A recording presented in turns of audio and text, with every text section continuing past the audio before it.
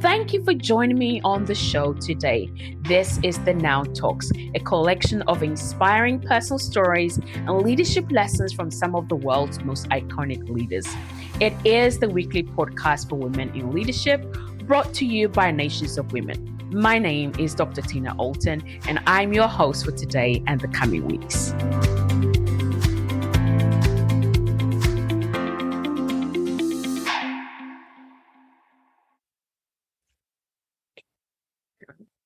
So welcome. Good morning, good afternoon, good evening to you, wherever you have joined us from today. My name is Tina Alton. I am based in London, and I am the CEO and president here at Nations of Women, for those of you who don't know me. Today, I am delighted and honored to have with me Dr. Greg Wallace, all the way from California, United States, who has very kindly agreed to come and share some of his insights and really help us to understand leadership and how we can truly transform our communities, our nations, and our spheres of influence in this time. So just to tell you a little bit about Dr. Greg, he's been contributing to the success of organizations for more than 35 years. He's a multifaceted executive who's exercised leadership in a variety of roles: chief operating officer, director, chairman of the board, dean, in a variety of arenas, from civic to business to ministry, education, and non-for-profit. He leads the Wallace Group, which helps leaders in the marketplace to build focused and aligned organizations, as well as the KG Ministries, where he helps kingdom-minded leaders fulfill their mandate to advance kingdom culture in their sphere of influence. Greg has spent 25 years in corporate America. Most of them are set in California. Edison, America's second largest investor-owned electric utility. He began his career as a labor and employment lawyer and then performed a variety of leadership roles in the human resources, procurement, safety, training, and customer service operations arena. Greg regularly teaches, consults, and writes on leadership and organizational effectiveness issues. He's written 4 books, including a survival guide for change agents called Overcoming and Transforming: The Power of Leading from Identity. That sounds exciting. Greg holds a bachelor's degree from Cal State Northridge in political science, a master's degree from Azusa Pacific University in organizational development, a law degree from UCLA, and a doctorate in apostolic leadership from Wagner University. He's also completed the executive program in management at UCLA's Anderson School of Business. Greg has been married to his wife, Linda, for 25 years. Together, they parent a blended family of 4 children: Donovan, Judy, Tiffany, Justin, and 6 grandchildren: Kyle, Kayla, Talia, Cases, Asia, and Kaylin. Welcome again, Dr. Greg, to Nations of Women. We are thrilled and honored to have you. I'm happy to be here. Thank you again. So, I'm just astounded by what you've done, but just so our listeners and our readers can get a bit more flavor of who Dr. Greg is, would you just take a few moments and just introduce yourself by way of, what's been your journey as a leader, as a transformational change agent?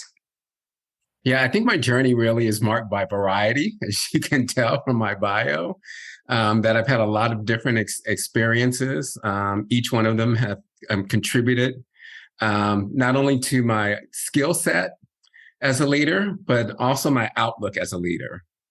And so, there are lots of definitions of leadership, but my variety of experiences has really taught me the leadership definition that I resonate most with is rooted and grounded in John Maxwell's definition, which is leadership is influence. But my variety of roles has also taught me that leadership is of 2 types. There's good leadership and there's bad leadership. And unfortunately, when we talk about leadership, we just sort of assume that leadership is good, which impacts how we view leadership. And so I think we need to be intentional about discussing good leadership versus just leadership.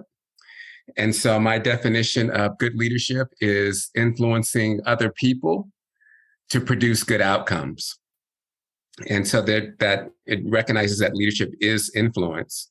that it's not about dictating. It's not about the exercise of power. It really, good leadership really flows out of influence. That And is, so yeah, go ahead.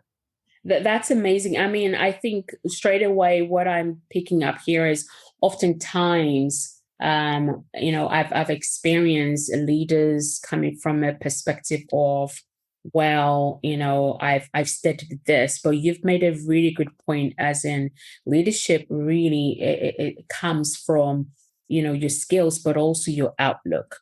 I think the two go hand in hand. And so in your journey, I mean, 35 years as a leader, I'm only 27.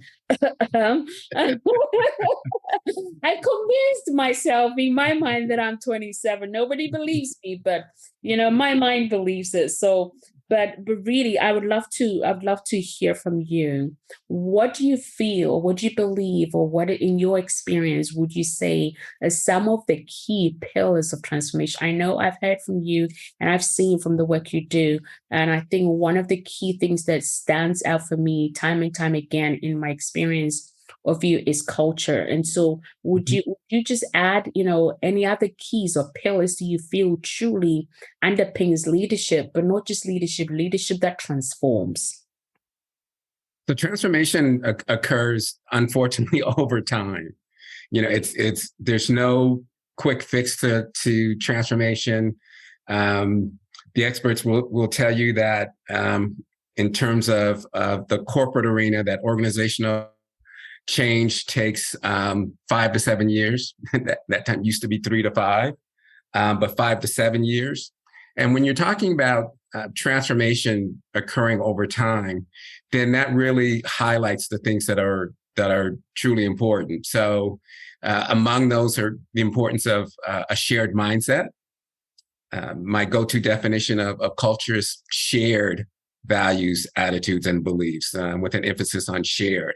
And so it takes a while to get to shared, because very often we want to get to things very quickly. I was just having a conversation the other day with someone. We were talking about mission and the importance of mission. But very often we don't take the time to get to a common understanding of mission. We'll roll out a mission statement and we'll assume that we're all singing from the same hymn book. But in any group, you'll have a variety of different definitions of what the mission is. And so if you have a variety of different definitions around mission, then you're going to have a variety of different approaches, and you're going to have a variety of different results. And so key to transformation is getting to a commonly understood definition of what we're transforming into. What's the destination, and getting to that commonly understood definition. So mindset's very important. Thank you for that. So, I mean, there is so many schools of thoughts on how we change our mindset. And I mean, I got to a point I was just fed up, to be honest. It's like how, I mean, change your mindset, this, but I also know without a shadow of doubt in my own work in life and, as a woman of faith, that transformation truly comes by transforming my mind, right? Be transformed by the renewal of your mind. And so I think that just brings the message, it nails it on the head. You can't transform without your mindset being changed. Yeah. But what would you say, particularly as we look at, women leaders, and you've had the opportunity to lead, diverse groups, both women and men as well. What do you think creates the resistance to, the whole concept, like changing our mind? Because you'd hear somebody say, oh, yes, I've, this is it's in the past. And to link it to where you talked about shared values, shared, attitude, influence, resources, all of those things. But there is resistance where inside is like, oh man, I wish I could introduce that person. I could do, but then we resist, we don't. And I find it's often laced in, well, I was hurt in the past, this, but in our mindset, well, I've dealt with that, this is gone, but then we're still in those tracks. So what, as a leader with such a rich, number of years of experience and expertise, what creates the resistance number one. And then to that, would you be able to share with us maybe two to three practical ways that we can break that cycle, break that limitation, break that, barrier that creates the resistance, so we can begin to step over to the other side and truly be transformational leaders? So one of the barriers to transformation and change is our past or current success. So I've been successful at what I've been doing, and why should I change?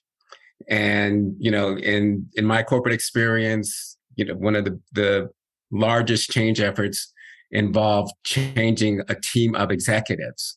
So they had become executives. They had earned six-figure salaries, stock options, and bonuses. And so, why do I want it? If it's not broke, don't fix it. So, I've earned my place through doing it my way. And so now you're asking me to change. And in this particular case, it was asking people to change from being individual contributors to now being team players.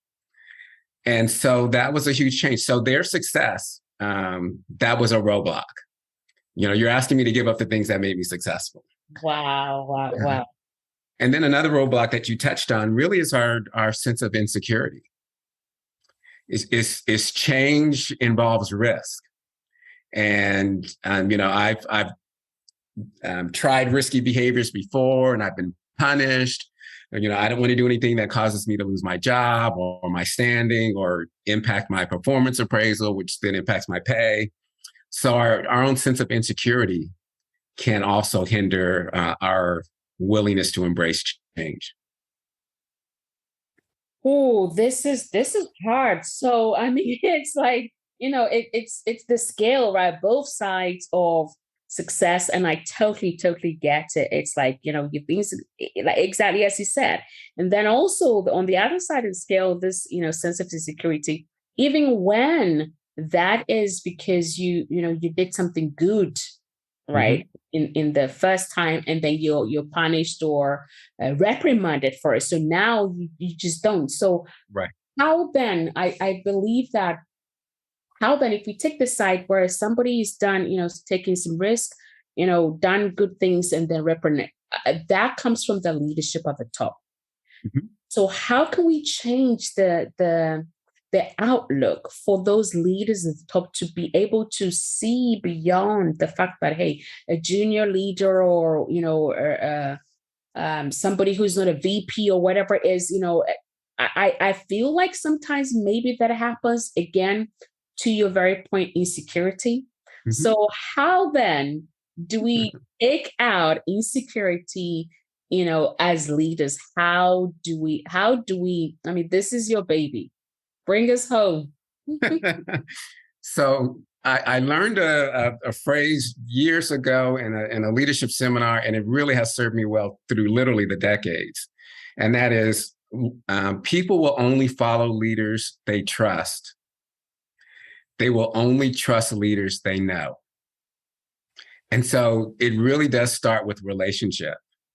And many times, I encounter people who have gone through leadership training, and they know how to get to know their team. So they learn everyone's names and birthdays, and there's a focus on getting to know the people, but they don't allow themselves to become known. And that's a missing piece. So people need to get to know you as well, so that they can trust you. So what I found is that in the group of executives before, we were asked by our boss to cross train. So we were leading each other's organizations, and so we were meeting monthly. And in the course of that, we began to get to know each other. We realized that each of us were pursuing our master's degrees at night, late in our careers. And that was our first point of connection. But as we got to know each other, then we began to trust each other.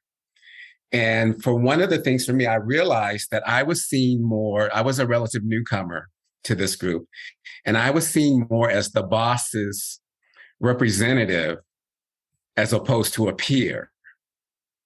And so that created a lack of trust. But once I became a peer, then I became trusted.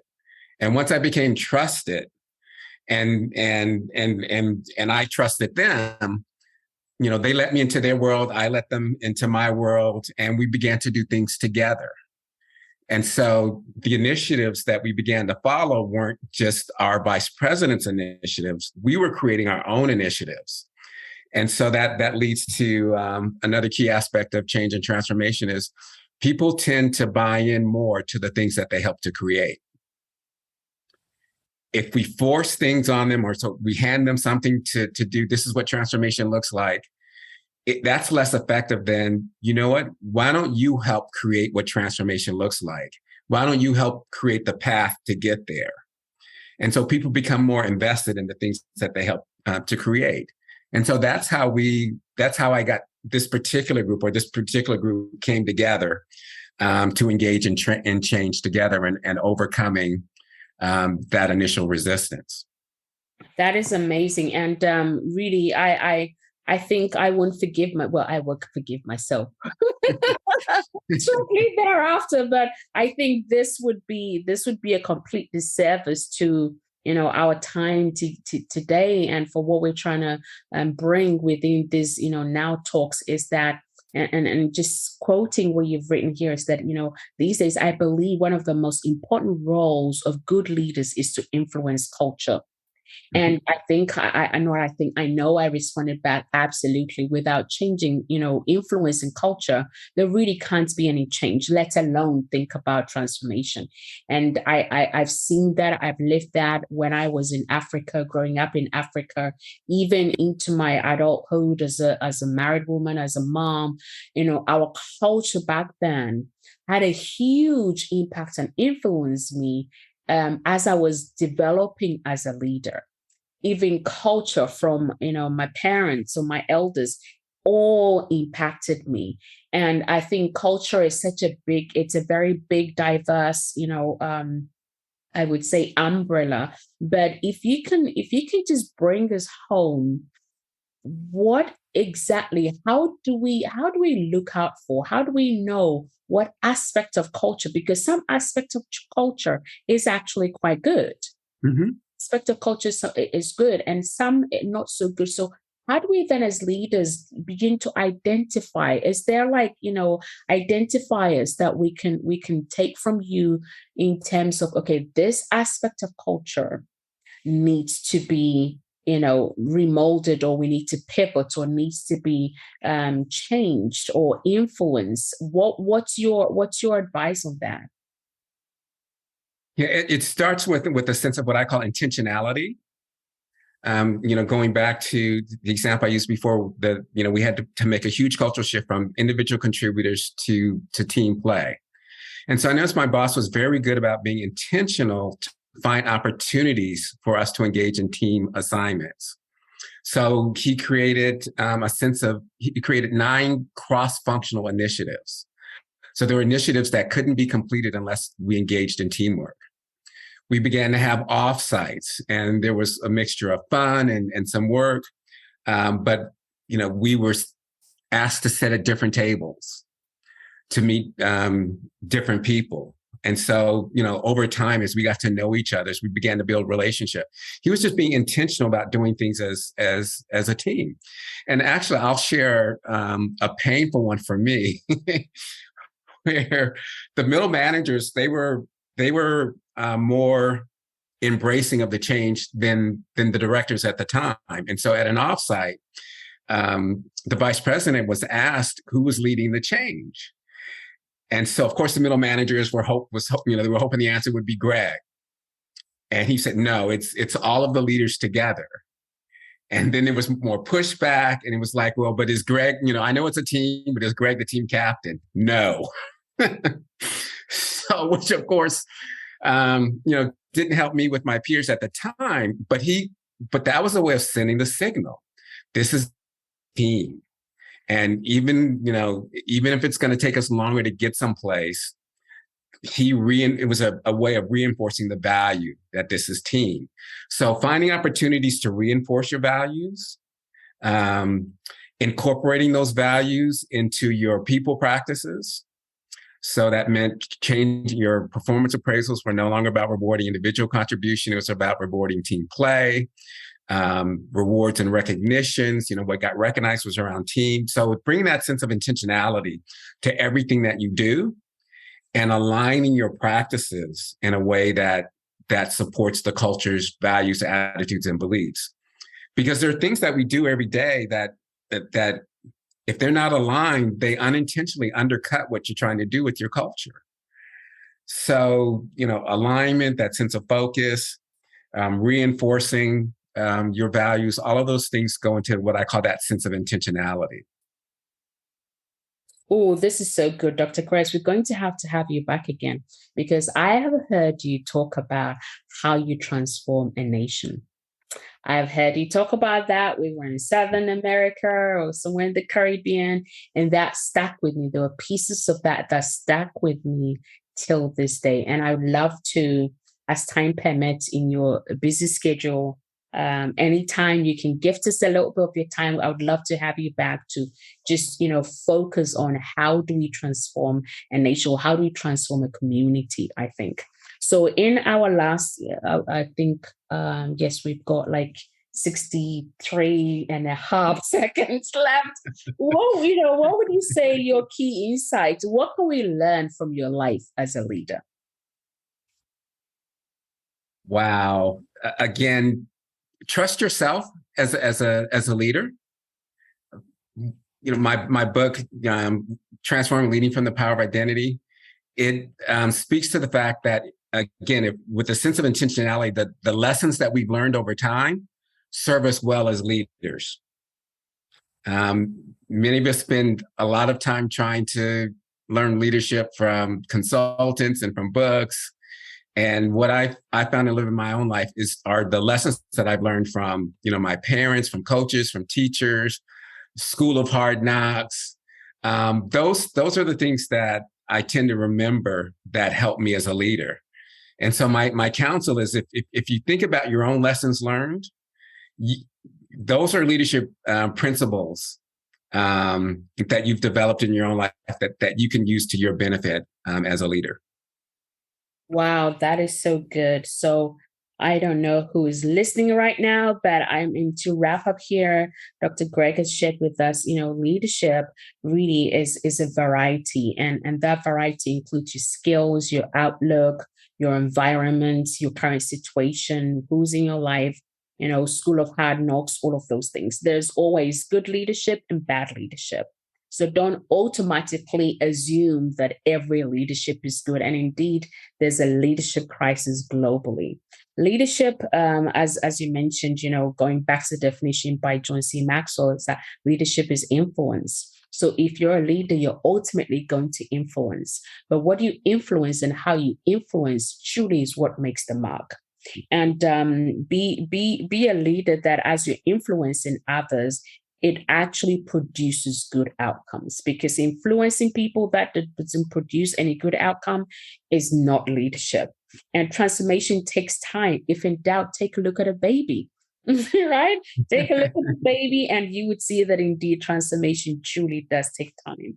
And leaders who are transformational or desiring to be transformative in your workplace, in your community, whether you're in government, whatever sphere of influence you're in, will not work unless you have a mindset of a shared mindset with emphasis on shared, where you're sharing your values, you're sharing your influence, you're sharing your resources. And also mission is very important, where you are able to create a common definition of what it is that we're transforming and where exactly are we going. Where those two components are not there, it creates a gap in your leadership. And some of the restrictions, the hesitations or things that really create resistance to leadership is either our current success or our past failures, which is all rooted in a sense of insecurity. And so we have to be aware of what is it that makes you feel insecure and work to come out of that place of insecurity so that you can be in your true, authentic self. And I love this one, that people only follow those they trust, and they will only trust the leaders they know. That is just incredible. And as a leader, you can't afford to be hiding. It's like lighting a light and hiding it under a bushel. Nobody puts a nice smelling candle under a table or under your bed. You put it out to create light, to create fragrance, right? And so as a leader, get comfortable being known, get comfortable putting yourself out there, but not just out there for the sake of out there, building credibility, building character to ensure that those that you're leading, those that you're influencing, get to know you for who you are and build that trust that is so required for leadership. And as a leader, don't just dump things on people. Be a leader that is open, inclusive, allow other people to contribute, allow other people to participate in what it is that needs to be transformed. And leadership is no leadership if we don't influence culture. Culture is good, culture can be bad. And to truly be a transformative leader that is transforming, whether your spirit influence culture, requires intentionality. So be intentional about teamwork, be intentional about reinforcing the good values, be intentional about rewarding, whether it's people, behavior, attitude, whatever it is, recognizing those that are contributing to what it is that you're doing. And be willing to create the right alliance, be willing to lock arms with others, and trust yourself as a leader, says Dr. Greg Wallace. Yes. You must trust yourself, yes, leader, and always remember that your life's lessons, think on your own life lessons and find the strength in that. With that, I thank you for everybody who's been listening or reading. These are phenomenal gold nuggets. Write to us now at nationsofwomen.com. Let us know, how are you applying these and what are the results that you're seeing? Or indeed, if you have any questions for Dr. Greg, send it to us and we will forward that and make sure we bring Dr. Greg and Wallace back again. But Dr. Greg, thank you so much for the gift of your time. I have not kept my word. I am reprimanded, but I thank you for the gift of your time. And we look forward to having you back again. No, I enjoyed every single second of it, even the seconds that went over time. Thank you.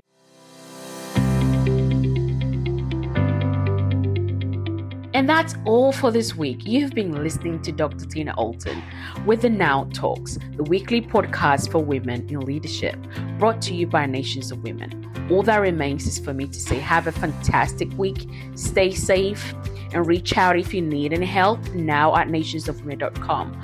Until next time, enjoy the pursuit of your potential, and remember, now is your time.